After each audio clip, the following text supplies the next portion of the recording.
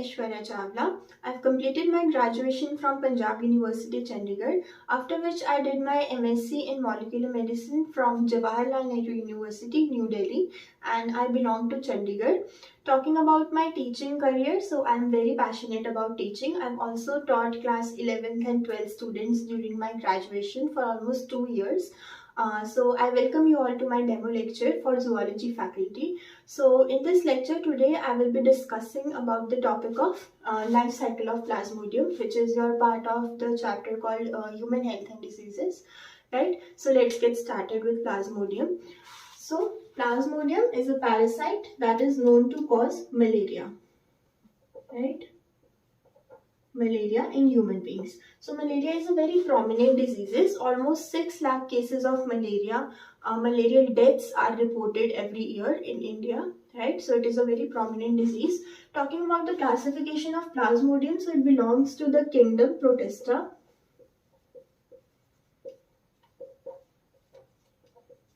As you might have studied in class 11th classification chapter also, ठीक है, kingdom Protista. And उसके अंदर सब किंगडम होती है आपकी protozoans, right, and the class is sporozoans. So this is basically the classification scheme under which Plasmodium is classified. Talking about malaria, right? 4 species of Plasmodium are known to cause malaria basically. Plasmodium falciparum,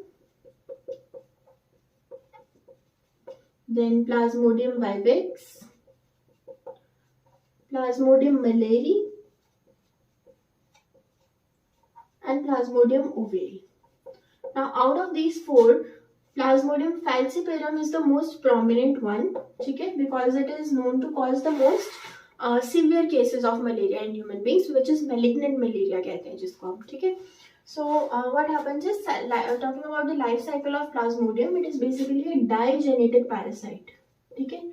Digenetic as the name suggests, 2 hosts होते हैं इसके, human beings, ठीक है, जिसमें ये malaria cause कर रहा है, and your female anopheles mosquito. Now female anopheles ही क्यों? Why not males, right? So what happens is, जो female anopheles mosquitoes होती हैं, they are dependent upon human blood, ठीक है. They depend on human blood for nutrition. They require nutrition for developing of eggs and also nourishing their eggs, ठीक है. तो ये जो requirement है वो male counterparts में नहीं होती है, इसलिए female mosquitoes are known to cause the disease and not the male ones, ठीक है. So they basically act as the vector to transmit this disease, आप ऐसा कह सकते हो, ठीक है. So let's get started with the life cycle of Plasmodium.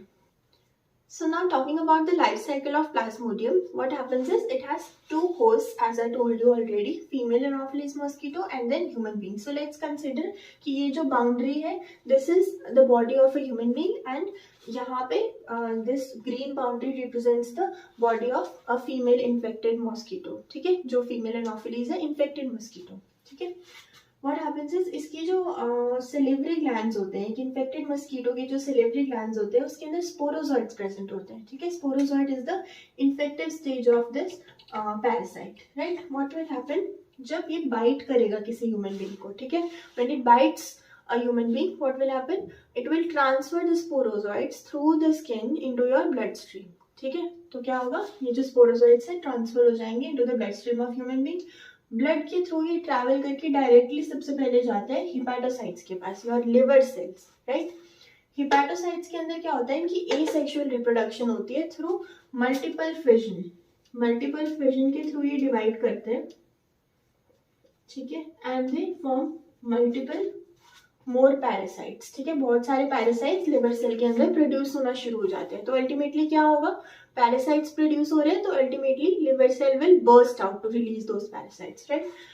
The moment when it releases those parasites, ठीक है, इस टाइम पे स्टेज को हम लोग बोलते हैं मीरोजोइट्स, ठीक है. अभी मैं ये स्टेजेस याद करने के लिए आपको एक ट्रिक भी बताऊंगी, ठीक है. तो पहले कंटिन्यू कर लेते हैं with the life cycle. What will happen, liver cells burst out करके मीरोजोइट्स रिलीज करेंगे. अभी मीरोजोइट्स जो है 2 काम करेंगे, ठीक है. First of all it will continue this cycle, to infect more and more hepatocytes that will come in contact with the parasite, ठीक है, and some of them will go and they will infect the RBCs, ठीक है. So basically this is your RBCs, red blood cells, वहां पे पहुंच जाएगा infection. तो ये जो ऊपर हिपैटोसाइट्स वाला साइकिल चल रहा है इसको हम लोग बोल देते हैं प्री एरिथ्रोसाइटिक, मतलब कि एरिथ्रोसाइट से पहले वाली स्टेज.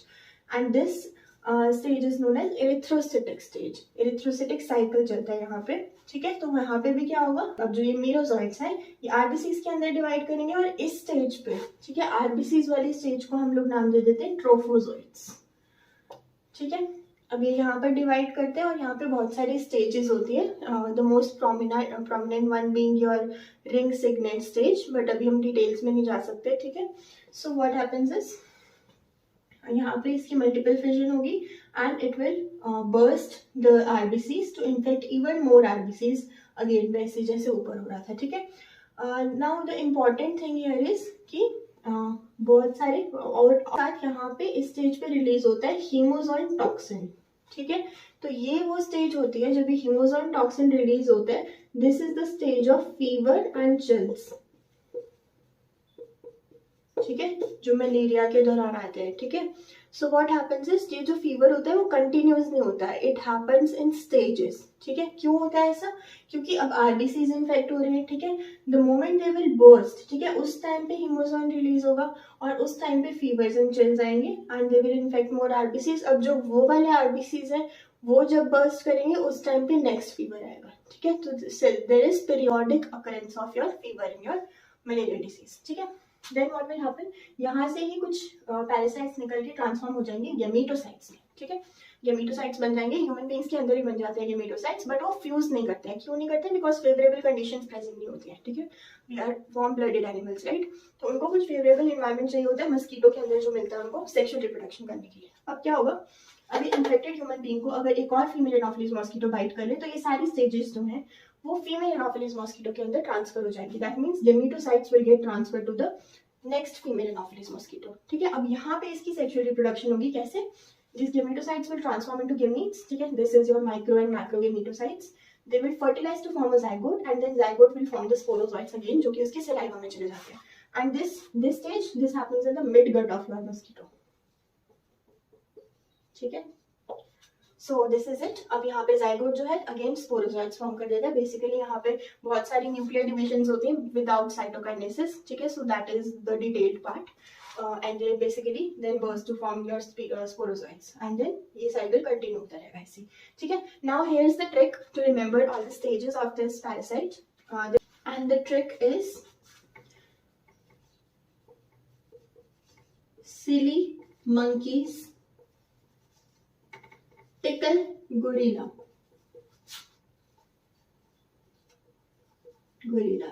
ठीक है. So silly monkeys tickle gorillas. So monkey जो है वो एक और होस्ट होता है वैसे मलेरिया का. So you can remember this like this. तो S stands for your sporozoid stage, ठीक है, which is the first stage.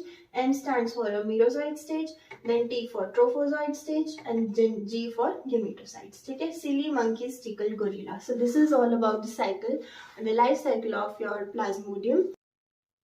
Now just to summarize the whole lecture, I'm using this diagram from your NCERT book, right? So यहाँ पे आप देख सकते हो जैसा कि मैंने बताया था, when the mosquito bites human being, right? This is a infected mosquito already. तो वो क्या करेगा, स्पोरोजॉइट्स को इंजेक्ट कर देगा into the blood stream. Blood stream से स्पोरोजॉइट्स जाते हैं सीधा लिवर में, ठीक है. लिवर के अंदर वहाँ पर क्या होता है, इनका प्री एरिथ्रोसाइटिक साइकिल चलती है. मतलब लिवर सेल्स के अंदर they reproduce asexually and they burst the cells releasing the more parasites into the blood. तो ये साइकिल इनकी चलती रहती है. एंड इनमें से कुछ जो आपके मीरोजॉइट्स हैं यहाँ पे आके they go and infect your RBCs, right? Then RBCs के अंदर एरिथ्रोसाइटिक साइकिल चलेगी वैसे ही. एंड देन मैंने आपको बताया था यहाँ पर हीमोजोइन रिलीज होता है, ठीक है, which is not given in your NCERT. The name of the toxin is not given, but they have mentioned that this stage particularly causes the cycle of fever and other symptoms, right.